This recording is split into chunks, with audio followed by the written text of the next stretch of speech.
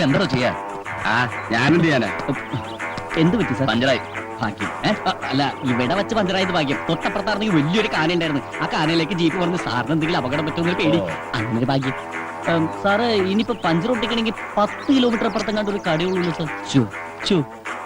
സാറേ, ഈ സ്റ്റെപ്പിനില്ലയോ? അല്ല, സ്റ്റെപ്പിന് ഉണ്ടായിട്ടും കാര്യമില്ല. കാരണം പഞ്ചറായിട്ടുള്ള ടയർ മാറ്റി സ്റ്റെപ്പിന് ഇട്ട് കഴിഞ്ഞിട്ടുണ്ടെങ്കിൽ സ്റ്റെപ്പിനും കൂടി പഞ്ചറായിട്ട് ആ 2 പഞ്ചറായിട്ടുള്ള ടയർ ഉരുട്ടിക്കൊണ്ട് ഏതെങ്കിലും പഞ്ചർ വർക്ക്ഷോപ്പിലേക്ക് സാറ് പോയി.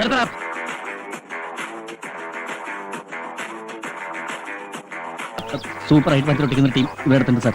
ഞാൻ പോയി വിളിച്ചോട്ടെ. വേഗം വേണം, എനിക്ക് എസ്കോർട്ട് പോകാനുള്ളതാ. സാറ് ആയിക്കോട്ടെ, എവിടെ ഇപ്പൊ നമുക്ക് എന്താ പറഞ്ഞേ? ഞാൻ പോയി വിളിച്ചോണ്ടേ സാർ. ഇന്ന് ആദ്യത്തെ ദിവസമായിട്ട് ഒരു വണ്ടിയും പഞ്ചർ ഒട്ടിക്കാൻ കാണുന്നില്ലല്ലോ. ഇത് ഇന്ന് തന്നെ പൂട്ടേണ്ടി വരും. നീ എവിടാ ചാണകം വിട്ടത്? ഞാനല്ല, പശുവാണ് ചാണകം വിട്ടത്. അതല്ലടാ, റോഡിൽ തന്നെയല്ലേ ചാണകം വിട്ടത്? പിന്നെ ഓട്ടോറിക്ഷ മുതൽ തമിഴ പാണ്ടി ലോറി വരെ കയറാൻ പാകത്തിലാണ് സംഭവം ഞങ്ങൾ സെറ്റ് ചെയ്തിരിക്കുന്നത്. സംശയം ഉണ്ടെങ്കിൽ ആശാൻ ഈ വണ്ടിയിലൊന്ന് കയറ്റി നോക്ക്.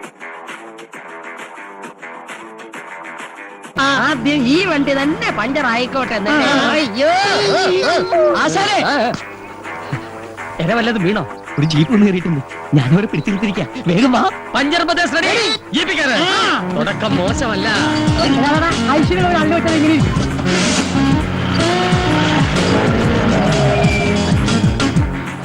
പോലീസ് ജീപ്പാണെന്ന് നേരത്തെ പറയായിരുന്നു. എന്താ തെണ്ടി?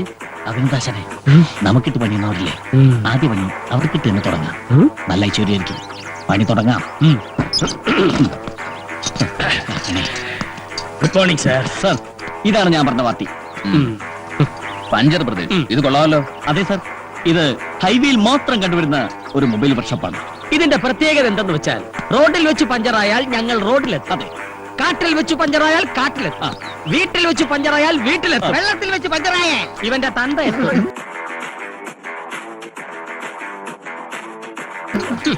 പഞ്ചർ എവിടെയുണ്ടോ അവിടെയുണ്ട് പഞ്ചർ പ്രദേശ്.